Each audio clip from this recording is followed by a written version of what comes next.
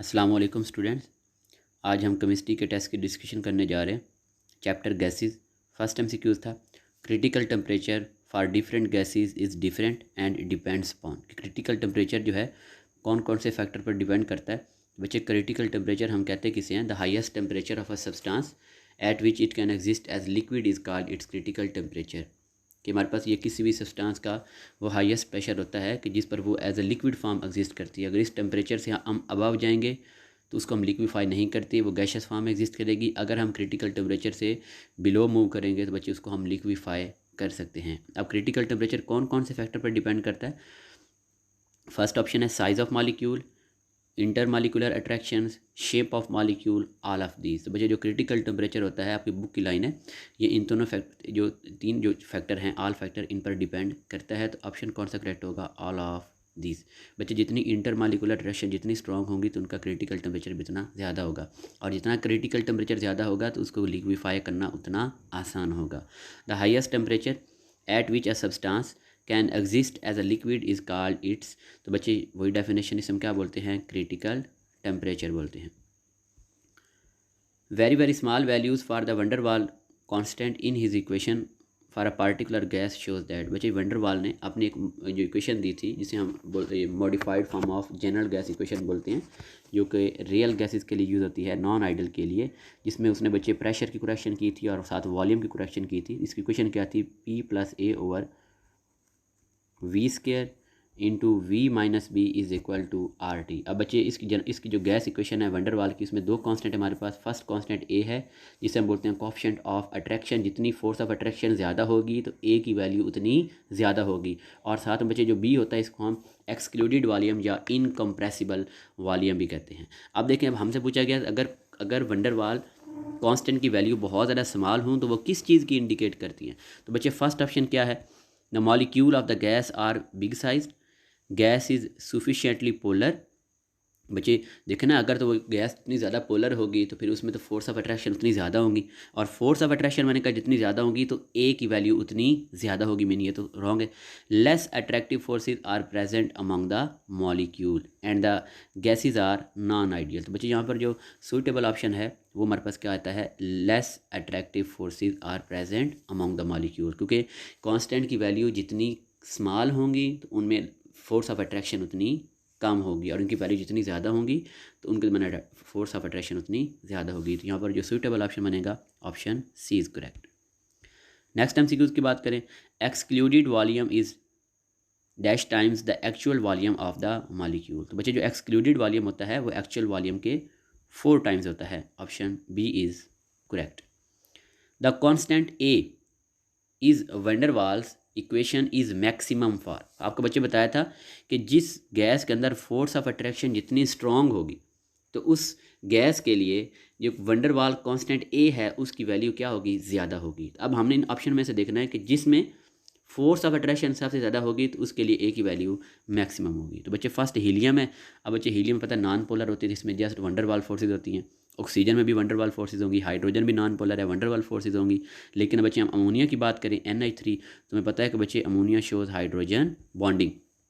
Nitrogen के पास एक lone pair होता है और ये हाइड्रोजन बॉन्डिंग शो करती है। क्योंकि अमोनिया के अंदर फोर्स ऑफ अट्रैक्शन स्ट्रॉन्ग है, तो इस वजह से इसके लिए वंडरवाल कांस्टेंट ए की वैल्यू क्या होगी? मैक्सिमम होगी। Option D is correct. Next बच्चे एमसीक्यूज की बात करें, the average kinetic energy of gas molecule is. बच्चे ये one of the postulate of kinetic molecular theory था। तो जो एवरेज काइनेटिक एनर्जी होती है बच्चे वो किसके वो होती है? एब्सोल्यूट टेम्परेचर के डायरेक्टली प्रोपोर्शनल। तो बच्चे कौन सा ऑप्शन करेक्ट होगा? Option B is correct. Average kinetic energy is directly proportional to the absolute temperature. Absolute temperature हम किसे बोलते हैं? कि जिसको हम बच्चे ऑन केल्विन स्केल मेजर करते हैं। बाकी फर्स्ट ऑप्शन में इन्वर्सली प्रोपोर्शनल है, तो बच्चे ये रॉन्ग है। इक्वल टू द इक्वल तो बच्चे नहीं हो सकता, ये भी रॉन्ग है। Directly proportional to the square root, नहीं, स्क्वायर रूट के भी डायरेक्टली प्रोपोर्शनल नहीं होता। जस्ट हम कहते हैं, जस्ट स्क्वायर रूट की बात यहाँ पर नहीं करते, हम जस्ट कहते हैं कि average kinetic energy is directly proportional to the absolute temperature. Option B is correct. A gas is heated at constant temperature. हमने कांस्टेंट टेम्परेचर पे गैस को हीट करना है। Then the number of molecule of the gas increase. बच्चे molecule की जो number है वो तो इंक्रीज नहीं होगा, ये रॉन्ग है।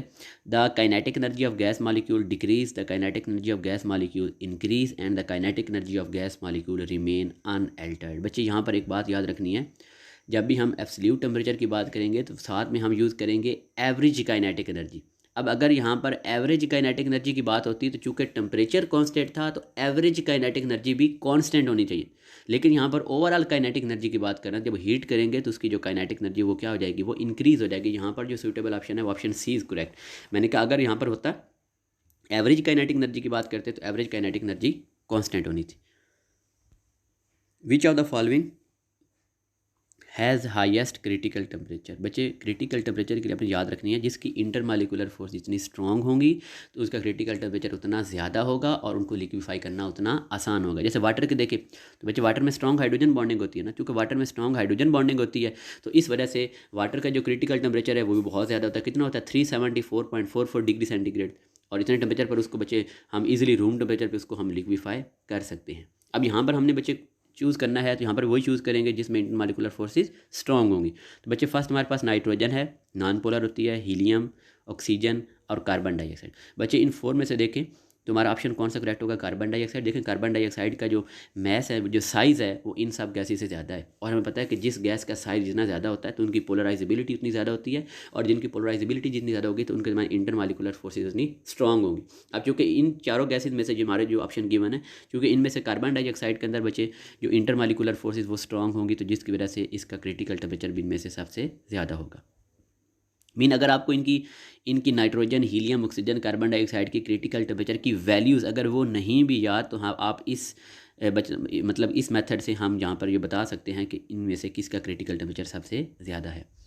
Gases deviate from ideal behaviour at high pressure, which of the following is correct for non ideality. बच्चे में पता है कि जब प्रेशर को इंक्रीज़ करते हैं तो जो गैसेज होती हैं वो आइडियल बिहेवियर से डेविएट कर जाते हैं। वो डेविएट क्यों करती हैं, हमने इसका आंसर देना है। At high pressure the gas molecule move in one direction, ज़रूरी तो नहीं है बच्चे वो वन डायरेक्शन मूव करें, मीन ये रॉन्ग हो गया। At high pressure the collision between the gas molecule increased manifold, बच्चे ये भी करेक्ट ऑप्शन नहीं है।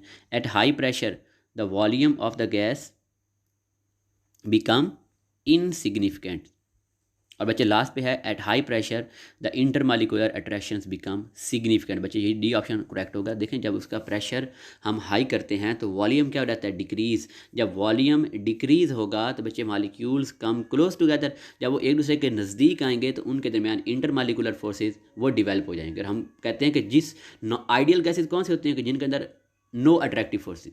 अब चूंकि यहाँ पर हाई प्रेशर की वजह से अट्रैक्टिव फोर्सेस डेवलप हो रही हैं तो फिर ये कौन सी गैस होगी, ये नॉन आइडियल गैस होगी। और हमसे पूछा भी यही गया था कि जब वो आइडियल बिहेवियर से डेविएट करते हैं हाई प्रेशर की वजह से, तो रीज़न क्या होती है, रीज़न ये होती है वो डेविएट इस वजह से करती हैं क्योंकि हाई प्रेशर के ऊपर बच्चे उनके दरमियान इंटरमॉलिक्यूलर फोर्सेज डेवलप हो जाती हैं, तो जिसकी वजह से वो आइडियल बिहेवियर से डेविएट कर देते हैं, वो नॉन आइडियल बिहेवियर शो करते हैं। अपने पास याद रख लेना कि जिस गैस में भी फोर्स ऑफ अट्रैक्शन मौजूद होगी तो बच्चे वो आइडियल बिहेवियर से डेविएट कर जाएगी। तो option D is correct. Under high pressure which of the following gas show more ideality.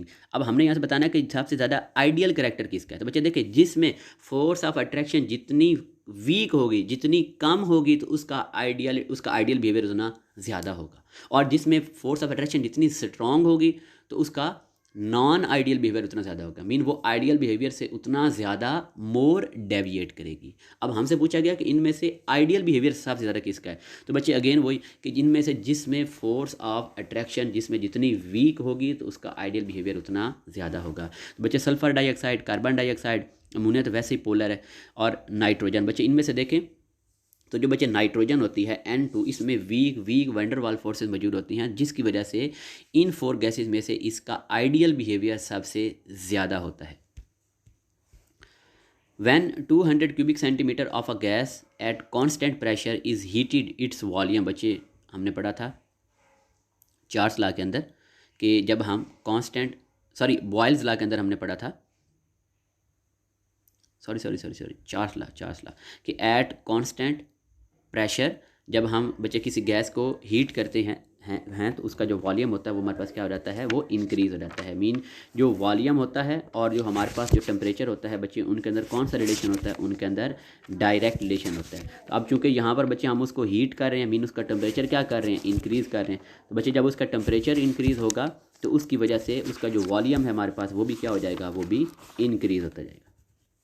ठीक है, चार्ल्स लॉ के अकॉर्डिंग कांस्टेंट प्रेशर के ऊपर जब हीट करेंगे तो V is directly proportional to the T। अब चूँकि टेम्परेचर बच्चे इंक्रीज़ हो रहा है तो उसका जो वॉल्यूम है वो भी क्या हो जाएगा, इंक्रीज़ हो जाएगा।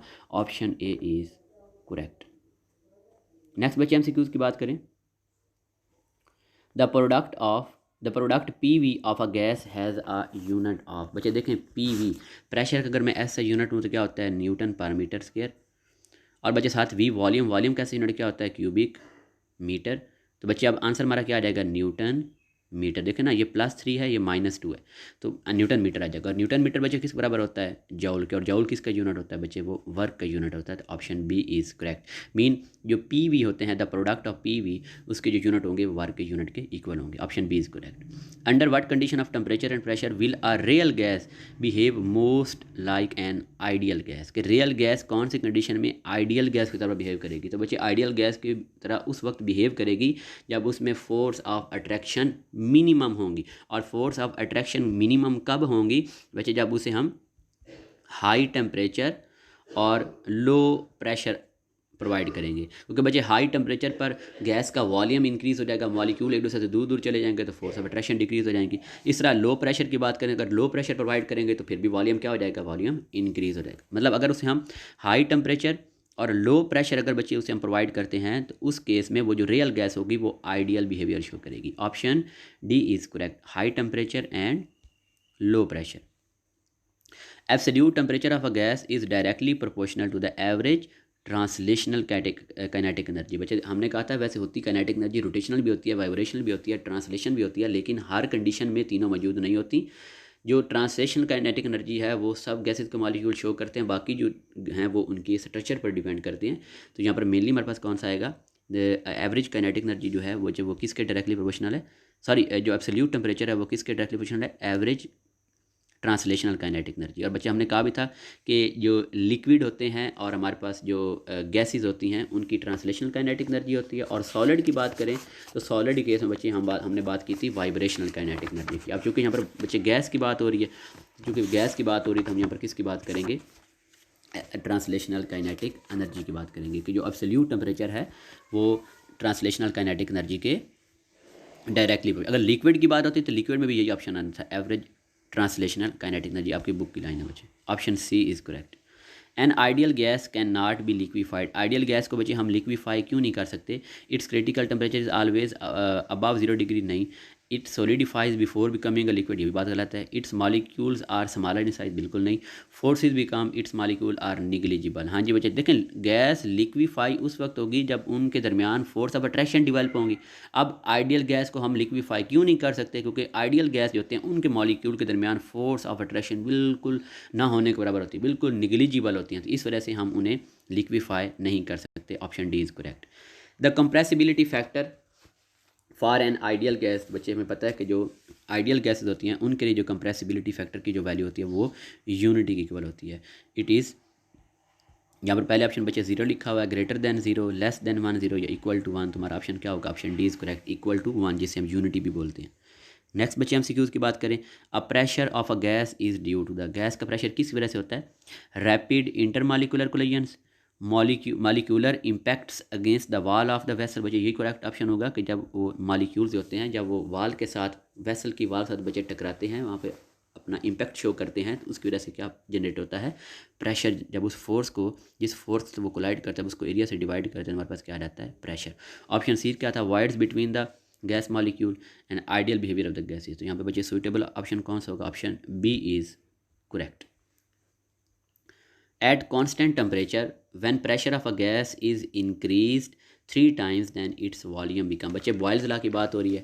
कांस्टेंट टेम्परेचर पे आपको बताया था कि जितने टाइम प्रेशर को इंक्रीज़ करेंगे उतने टाइम वॉल्यूम क्या हो जाएगा, डिक्रीज़। अब प्रेशर को बच्चे 3 टाइम इंक्रीज़ कर रहे हैं तो जो वॉल्यूम होगा वो 3 टाइम क्या हो जाएगा, वो डिक्रीज़ हो जाएगा। तो बच्चे कौन सा ऑप्शन करेक्ट होगा, option B is correct, V/3। Under what condition the density of an ideal gas will be maximum at. अब बच्चे हमने आइडियल गैस के लिए उसके बच्चे डेंसिटी के हमने जो है वो फार्मूला वो भी हमने ड्राइव किया था। देखिए हमने फार्मूला क्या ड्राइव किया था, D is equal to PM/RT। अब बच्चे देखें तो अगर इस इक्वेशन के अंदर अगर जब मैं इसको मैं ड्रा करूँ, D is equal to PM/RT, D is equal to PM/RT। तो बच्चे इस इक्वेशन के अकॉर्डिंग जो डेंसिटी है वो प्रेशर के डायरेक्टली प्रोपोर्शनल है। जितना ज़्यादा प्रेशर होगा तो उसकी डेंसिटी उतनी ज़्यादा होगी। टेम्परेचर के इन्वर्स रिलेशन है, जितना टेम्परेचर कम होगा तो डेंसिटी उतनी ज़्यादा होगी। अब हमसे पूछा गया कौन सी कंडीशन के अंदर वो डेंसिटी मैक्सिमम शो करती है, तो बच्चे फिर क्या ऑप्शन होगा, क्योंकि वो प्रेशर के डायरेक्टली प्रोपोर्शनल है और टेम्परेचर के इन्वर्सली प्रोपोर्शनल है। तो मीन उसकी जो बच्चे जो डेंसिटी है वो मैक्सिमम कब होगी, at low temperature and high pressure.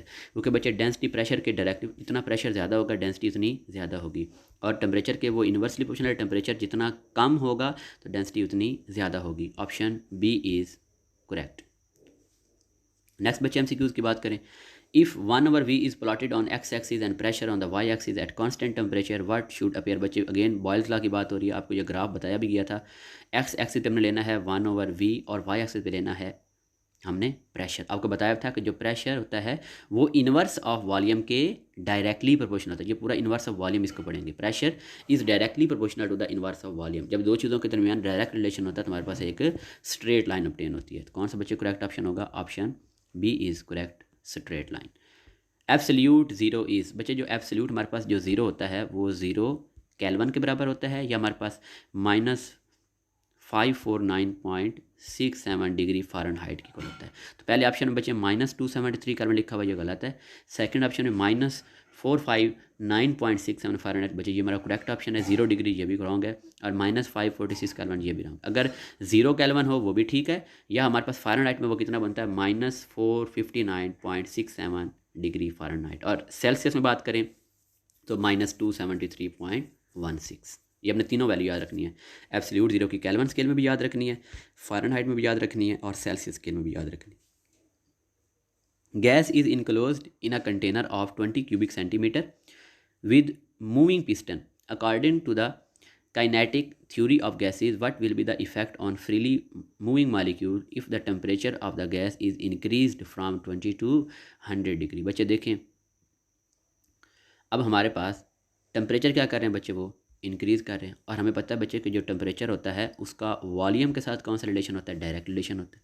Mean अगर हम उसका टेम्परेचर इंक्रीज़ करेंगे तो उसका वॉल्यूम भी क्या हो जाएगा, इंक्रीज़ होता जाएगा, अकॉर्डिंग टू चार्ल्स लॉ। अब बच्चे टेम्परेचर को हमने इंक्रीज़ किया है 20 डिग्री से 100 डिग्री तक, जब टेम्परेचर इंक्रीज़ होगा तो फिर उसका वॉल्यूम भी इंक्रीज़ हो जाएगा। Option B is correct.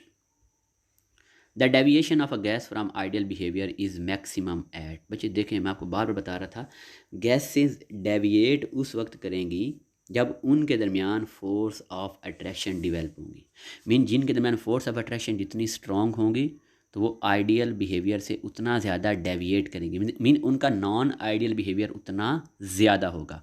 तो बच्चे देखें, अगर हम प्रेशर जितना इंक्रीज़ करते जाएंगे तो गैस के मॉलिक्यूल उतना क्लोज आएंगे और उनके दरमियान फोर्स ऑफ अट्रैक्शन मैक्सिमम होंगी, तो फिर उनका नॉन आइडियल बिहेवियर भी मैक्सिमम होगा। इस तरह टेम्परेचर को बच्चे अगर डिक्रीज़ करते जाएंगे तो फिर भी उनकी मोशन वो स्लो हो जाएगी। जब मोशन स्लो होगी तो फिर भी उनके दरमियान इंटरमॉलिक्यूलर फोर्स डेवलप हो जाएंगी। तो बच्चे जिसकी वजह से फिर भी जो है उनका जो नॉन आइडियल बिहेवियर होगा वो क्या होगा, मैक्सिमम होगा। मीन अब चूँकि हमसे ये पूछा गया कि डेविएशन मैक्सिमम कौन से टेम्परेचर और कौन से प्रेशर पे, तो हमने इनमें से क्या देखना है कि जो प्रेशर मैक्सिमम हो और टेम्परेचर मिनिमम हो, तो बच्चे इस कंडीशन के अंदर उसका जो डेविएशन होगी वो मैक्सिमम होगी। तो बच्चे देखें, लास्ट ऑप्शन को देखें तो बच्चे 0 डिग्री टेम्परेचर है और 2 atm प्रेशर है। ऑप्शन सी की बात करें, -10 डिग्री 2 atm, 100 डिग्री 2 atm, -10 और 5 atm। अगर ऑप्शन ए और ऑप्शन अगर बच्चे हम सी को देखें तो इधर भी टेम्परेचर -10 डिग्री है, इधर भी टेम्परेचर -10 डिग्री। तो हमने कहा था टेम्परेचर क्या होना चाहिए, मिनिमम, प्रेशर क्या होना चाहिए, मैक्सिमम। तो ए में देखें तो बच्चे 5 atm है, सी के अंदर देखें तो 2 atm है। तो हमने प्रेशर मैक्सिमम, टेम्परेचर मिनिमम, तो बच्चे कौन सा फिर ऑप्शन करेक्ट होगा, ऑप्शन ए इज़ करेक्ट। कि इस कंडीशन, अगर ये कंडीशन प्रोवाइड करेंगे तो उनके दरमियान बच्चे जो फोर्स ऑफ अट्रैक्शन है वो बहुत ज़्यादा डेवलप हो जाएंगी, जिसकी वजह से उनकी डेविएशन भी क्या होगी, मैक्सिमम होगी। Option A is correct. If absolute temperature of a gas is increased 4 time and pressure is also increased 4 time, the volume of the gas is. बच्चे फर्स्ट ऑफ ऑल देखें, टेम्परेचर को कितने हमने increase किया, 4 time increase किया। जब temperature को 4 time increase करेंगे तो जो वॉल्यूम होगा वो भी 4 टाइम क्या हो जाएगा, इंक्रीज़ हो जाएगा। अच्छा, अब वॉल्यूम 4 टाइम इंक्रीज़ हो गया। अब हमने क्या किया, हमने प्रेशर को 4 टाइम क्या करना है, इंक्रीज़। तो बच्चे जब प्रेशर को 4 टाइम इंक्रीज़ करेंगे तो वॉल्यूम 4 टाइम डिक्रीज़ हो जाएगा। देखें, टेम्परेचर केस में वो फोर टाइम क्या हुआ था, इंक्रीज़। अब प्रेशर केस में वो 4 टाइम फिर क्या हो जाएगा, डिक्रीज़। तो मीन इस कंडीशन के अंदर उस वॉल्यूम के ऊपर जो ओवरऑल है कोई अफेक्ट नहीं हुआ, volume will remain unchanged. Option A is correct. बच्चे दोबारा सुन लें, पहली कंडीशन में उसने कहा टेम्परेचर को 4 टाइम इंक्रीज़ करना, हमने इंक्रीज़ किया, वॉल्यूम 4 टाइम इंक्रीज़ हो गया। अब सेकंड कंडीशन के अंदर प्रेशर को हमने जो है बच्चे वो 4 टाइम इंक्रीज़ किया तो वॉल्यूम 4 टाइम डिक्रीज़ हो जाएगा। तो बच्चे 4 से कट जाएगा। तो मीन इस कंडीशन के अंदर, क्योंकि देखें एक दफ़ा उसका वॉल्यूम 4 टाइम इंक्रीज़ हो रहा है, फिर 4 टाइम डिक्रीज़ हो रहा है, तो ओवरऑल क्या होगा, उसके वॉल्यूम के ऊपर कोई इफेक्ट नहीं होगा, रिमेन अनचेंज।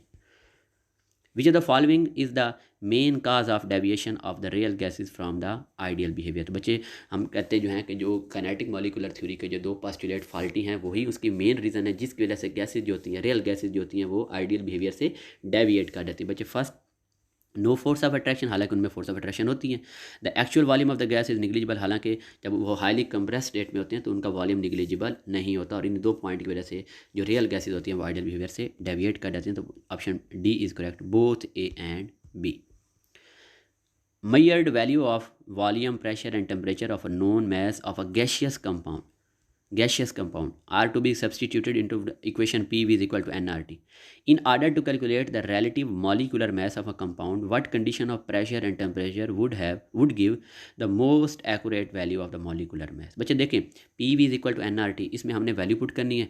अब वो कहता है कौन सी ऐसी कंडीशन हो कि उसका जो मॉलिकुलर मैस है वो मोस्ट एक्यूरेट। अब देखें, फर्स्ट ऑफ ऑल बात करें, P V is equal to N R T.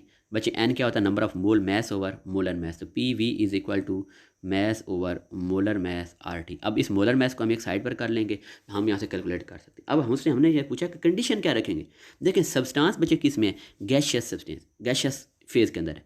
तो मीन अगर वो सब्सटेंस गैशियस फेज़ में ही रहेगी तो उसका मॉलिक्यूलर मैस एक्यूरेट होगा। अगर उसकी फिजिकल स्टेट ही चेंज हो जाएगी, अगर वो गैशियस से लिक्विड स्टेट में चली जाएगी, तो फिर तो उसका बच्चे जो मॉलिक्यूलर मैस है वो कभी भी उसका एक्यूरेट नहीं हो सकता। तो मीन हमने ऐसी कंडीशन चूज़ करनी है कि जिसके अंदर उसकी फिजिकल स्टेट चेंज ना हो, मीन वो गैस से लिक्विड के अंदर ना जाए। तो अब उसको अगर हमने बच्चे गैशियस स्टेट में ही रखना है, उसकी फिजिकल स्टेट चेंज नहीं होने देनी, तो बच्चे हमें पता है कि अगर हम टेम्परेचर हाई रखेंगे, प्रेशर लो रखेंगे, जितना टेम्परेचर ज़्यादा होगा वॉल्यूम उतना ज़्यादा। तो बच्चे नो फोर्स ऑफ अट्रैक्शन, जब फोर्स ऑफ अट्रैक्शन डेवलप नहीं होगी तो वो लिक्विड में कन्वर्ट नहीं होगी। और प्रेशर जितना कम होगा फिर भी वॉल्यूम उतना ज़्यादा होगा, फिर भी फोर्स ऑफ अट्रैक्शन डेवलप नहीं होगी। तो मीन कौन सी कंडीशन हमने रखनी है बच्चे, हम रखेंगे बच्चे low pressure and high temperature. Low pressure और हाई टेम्परेचर के केस में, क्योंकि वो आइडियल भी मतलब उसमें दरमियान कोई फोर्स ऑफ अट्रैक्शन नहीं होगी, उसकी फिजिकल स्टेट वो चेंज होगी, वो गैशियस फॉर्म में रहेगी। और जब तक वो गैशियस फॉर्म में रहेगी तो हम उसका most accurate molecular mass calculate कर सकते हैं। Which of the following is correct equation to calculate the relative molecular mass of a substance. बच्चे इसको अभी हम बना लेते हैं, P V is equal to N R T. तो एन की जगह पर क्या लिखूंगा, mass over molar mass R T. Molar mass calculate करना है, इसको उठाकर बच्चे इधर ले आए, तो molar mess is equal to N R T over P V. N R T over P, sorry M R T over P V. तो बच्चे कौन सा ऑप्शन करेक्ट होगा, M R T over P V. हाँ जी बच्चे, option D is correct, M is equal to M R T over P. बच्चे next question है, all of the following relationship for the conversion of various scales of temperature are correct accept. बच्चे जब हमने Celsius को kelvin में convert करना हो तो हम 273 ऐड कर देते हैं, ठीक हो गया। जब हमने फ़ारेनहाइट को सेल्सियस में कन्वर्ट करना तो फार्मूला क्या होता है, 5/9 F - 32, ये भी ठीक है। जब हमने सेल्सियस से फ़ारेनहाइट में जाना हो तो 9/5 C + 32, ये भी ठीक है। और अगर डी ऑप्शन की बात करें, फ़ारेनहाइट से सेल्सियस में जाना हो 5/9 F + 32, बच्चे ये रॉन्ग है, क्योंकि यहाँ पर क्या होना चाहिए, माइनस होना चाहिए। अब हमने रॉन्ग को चूज़ करना था, तो फिर कौन सा ऑप्शन करेक्ट होगा, option D is correct. 5 gram of hydrogen gas is confined in 1 cubic decimeter container. If hydrogen were a true ideal gas, how would its behavior differ from its actual behavior? बच्चे देखें, हमने container के अंदर 5 gram hydrogen लिया, उसका 1 cubic decimetre fill कर दिया। अब हमें पता है कि जो हाइड्रोजन गैस होती है इस somehow non ideal behaviour show करती है।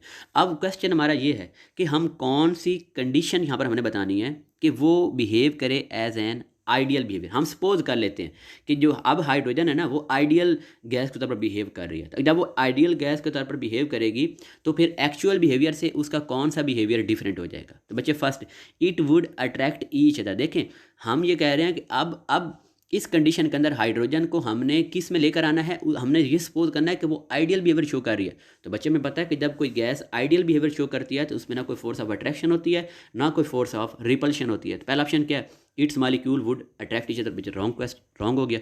सेकंड की बात करें, इट्स मॉलिक्यूल वुड बी इनकॉन्टिन्यूअस, ये भी रॉन्ग हो जाएगा। इट्स मॉलिक्यूल वुड रिपेल, तो वो रिपेल भी नहीं करते। और लास्ट की बच्चे बात करें तो it would exert more pressure. देखें मैं ये कह रहा हूँ कि वैसे हाइड्रोजन फिल कर दिया हमने, वैसे वो उसका जो संभव नॉन आइडियल बिहेवियर होता है, समझो एक रियल गैस है, लेकिन हम सपोज कर रहे हैं कि अब वो जो है वो आइडियल गैस के तौर पर बिहेव कर रही है। तो जब वो आइडियल गैस के तौर पर बिहेव करेगी, ना उसमें फोर्स ऑफ अट्रैक्शन होगी ना उसमें फोर्स ऑफ रिपल्शन होगी, और उसके अलावा अब वो प्रेशर भी ज़्यादा एक्सर्ट करेगी। और यही हमारा करेक्ट ऑप्शन होगा कि अगर हाइड्रोजन बिहेव करती है एज एन आइडियल गैस तो फिर उसका जो प्रेशर होगा वो ज़्यादा होगा। क्योंकि मैं पता है बच्चे कि जो जब वो रियल गैस के तौर पर कोई चीज़ एक्ट करती है तो क्या, क्योंकि उसके अंदर बच्चे फोर्स ऑफ अट्रैक्शन होती हैं, तो उन फोर्स ऑफ अट्रैक्शन की वजह से वो जो मॉलिक्यूल होता है वो अपनी फुल फोर्स के साथ वेसल की वाल से टकराता नहीं है, जिसकी वजह से प्रेशर क्या हो जाता है, कम। और वैसे भी पता है कि आइडियल गैस जो होती हैं उनका प्रेशर ज़्यादा होता है, रियल गैस का प्रेशर कम होता है। अब हाइड्रोजन बिहेव कर रही है एज एन आइडियल गैस, तो उस केस में फिर उसका प्रेशर क्या हो जाएगा, वो ज़्यादा हो जाएगा। Option D is correct.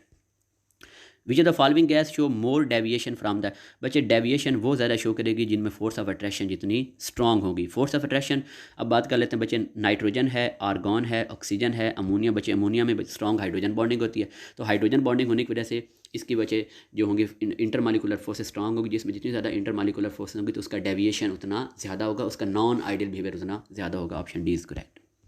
Next बच्चे बात करें, which of the following are the application of general gas equation for an ideal gas. General gas equation को यूज़ करके हम डेंसिटी भी डिटरमाइन कर सकते हैं, हम उसका मॉलिकुलर मास भी डिटरमाइन कर सकते हैं।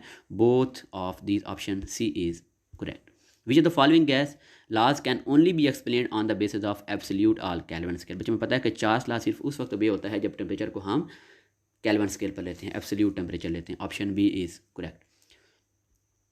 The values and units of ideal gas constant, के जो आइडियल गैस कांस्टेंट है उसके यूनिट और वैल्यू किस पर डिपेंड करते हैं। बच्चे देखें यहाँ पर इस ऑप्शन को गौर से पढ़ें। अब यहाँ पर ये नहीं लिखा हुआ प्रेशर, टेम्परेचर, वॉल्यूम, बल्कि उनके यूनिट्स की बात की गई है। और हमने कहा था कि जो आइडियल गैस जो आर होता है, आइडियल गैस कांस्टेंट आर, उसकी जो बच्चे वैल्यू होती है ना वो प्रेशर और वॉल्यूम के यूनिट्स पर डिपेंड करती हैं, टेम्परेचर के यूनिट पर डिपेंड नहीं करता, क्योंकि टेम्परेचर के यूनिट तो हमने ऑलवेज केल्विन ही यूज़ करना है, नंबर ऑफ मोल का हमने वो मोल ही यूज़ करना है।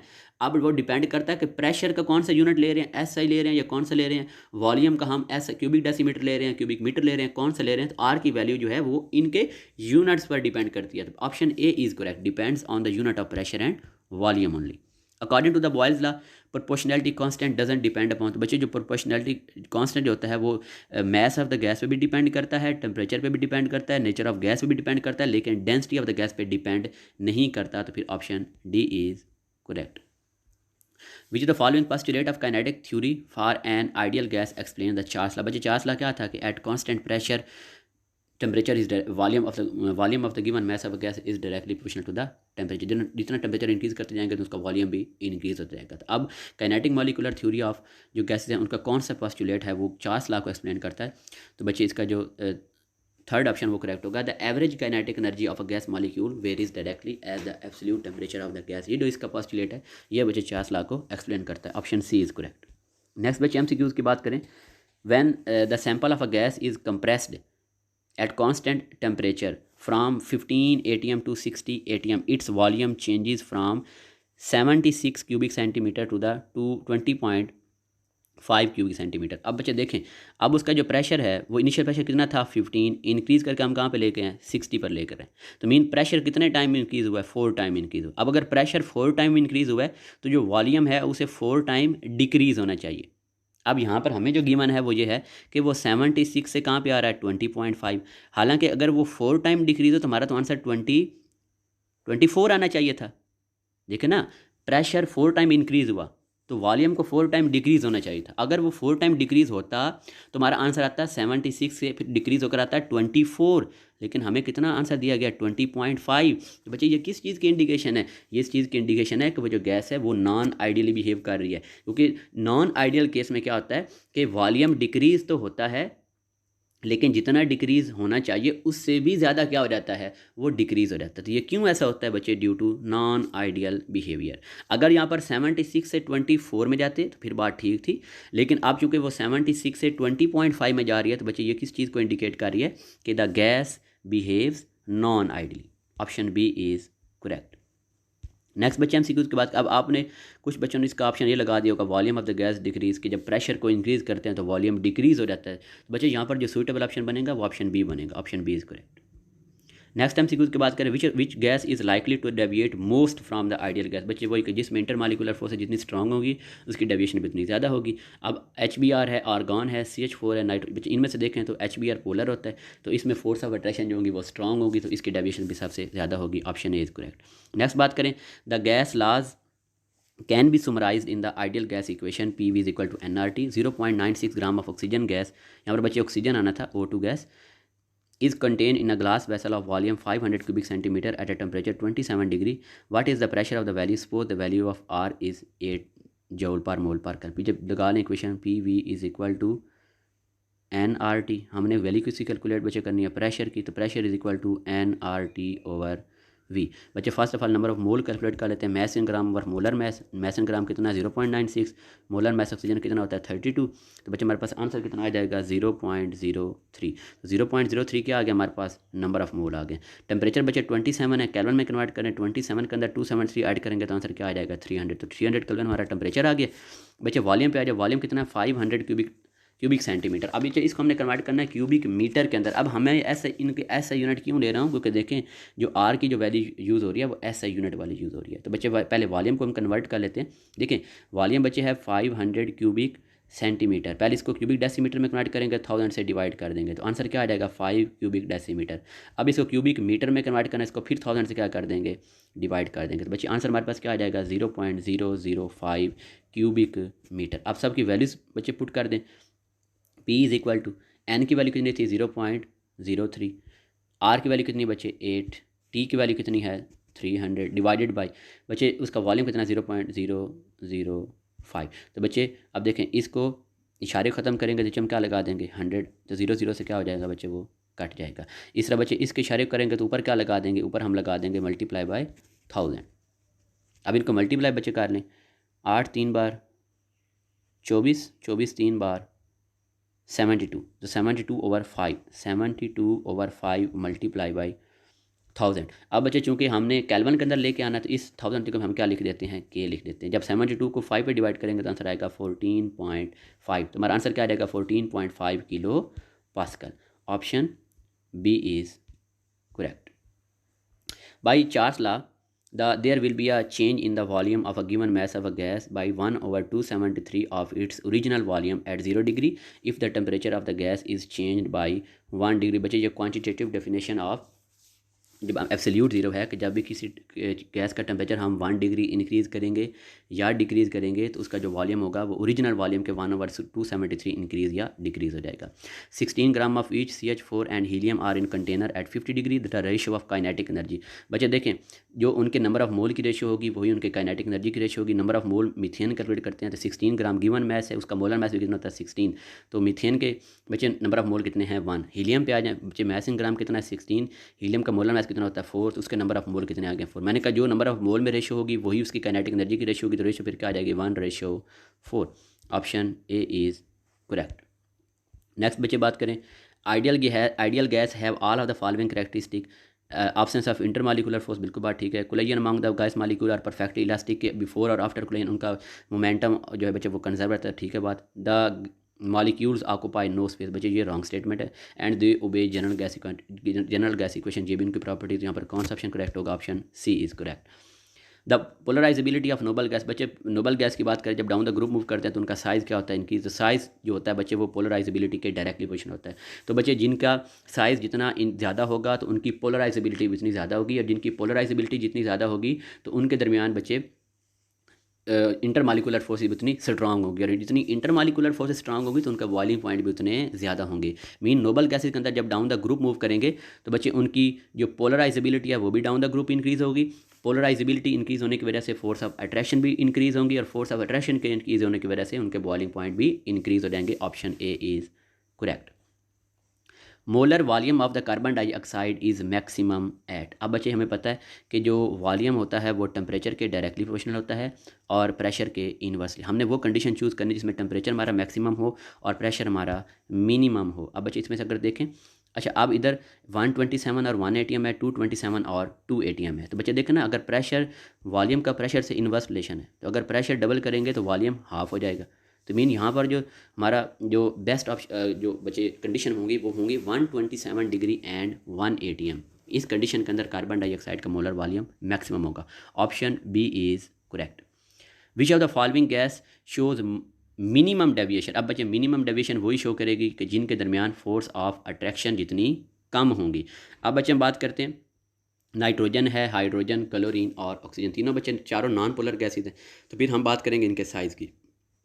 जिसका साइज़ सबसे कम होगा तो उसकी पोलराइजेबिलिटी भी सबसे कम होगी, उसमें इंटरमालिकुलर फोर्सेस भी सबसे कम होंगी, तो फिर उसका आइडियल बिहेवियर सबसे ज़्यादा होगा। तो बच्चे option B is correct, hydrogen. क्योंकि जो हाइड्रोजन का साइज़ सबसे कम है, उसकी पोलराइजेबिलिटी भी सबसे कम है, उसमें बच्चे इंटरमालिकुलर फोर्सेज भी सबसे वीक होंगी, तो उसका आइडियल बिहेवियर भी सबसे ज़्यादा होगा। According to the Charles law, V/T is equal to K at constant pressure where K depends upon on all of the following except। बच्चे जो K होता है वो चार्ल्स लॉ के केस में नेचर ऑफ द गैस पे भी depend करता है, मैस पे भी डिपेंड करता है, प्रेशर पे भी डिपेंड करता है। यहाँ पर लिखा हुआ है इंटर, तो बच्चे याद रखना वो इंटर मालिकुलर फोर्सेज पे भी डिपेंड करता है। यहाँ पर एक्चुअली आना था, ये आना था इंट्रा मालिकुलर। जो इंट्रा मालिकुलर फोर्सेज हैं उन पे डिपेंड नहीं करता, लेकिन इंटर मालिकुलर फोर्सेज पे डिपेंड करता है। अगर आपके इन चारों ऑप्शन की बात करें तो बच्चे all 4 options are correct. Actually ये टाइपिंग मिस्टेक है, यहाँ पर आना क्या चाहिए था, इंट्रा मालिकुलर आना चाहिए था। तो अगर इंट्रा मालिकुलर होता तो फिर उस पर वो डिपेंड नहीं करता और उस पर आपने टिक करना था। अदरवाइज ये जो बच्चे 4 ऑप्शन गिवन है ये चारों के चारों करेक्ट हैं। When the temperature of an ideal gas is increased from 27 degree to 927 degree then kinetic energy। बच्चे देखें 27 को कैलोन में कन्वर्ट करते हैं तो 300 है, 927 कन्वर्ट करते हैं तो वो है 1200। अब बच्चे देखें टेम्परेचर कितने टाइम इंक्रीज़ हो रहा है, 4 टाइम। जब टेम्परेचर 4 टाइम इंक्रीज़ होगा तो उसकी काइनेटिक एनर्जी भी 4 टाइम इंक्रीज़ हो जाएगी। Option A is correct, 4 times. When graph is plotted between pressure along the x-axis and volume along the y-axis at constant temperature, the curve obtained, बच्चों से क्या बोलते हैं, isotherm। iso mean same, therm mean temperature। Density of gas inversely proportional to the, बच्चे density formula क्या होता है, PM/RT। तो बच्चे जो डेंसिटी होती है वो प्रेशर के भी डायरेक्टली प्रोपोर्शनल होती है, मैस के भी डायरेक्टली प्रोपोर्शनल, लेकिन टेम्परेचर के वो इन्वर्सली प्रोपोर्शनल होती है। हमसे पूछा गया था कि डेंसिटी जो है वो गैस के किससे इन्वर्सली प्रोपोर्शनल होती है, तो बच्चे वो टेम्परेचर के इन्वर्सली प्रोपोर्शनल होती है। Option C is correct. In a mixture of gases, hydrogen, nitrogen, oxygen and 25 degree, which of the following has highest kinetic energy।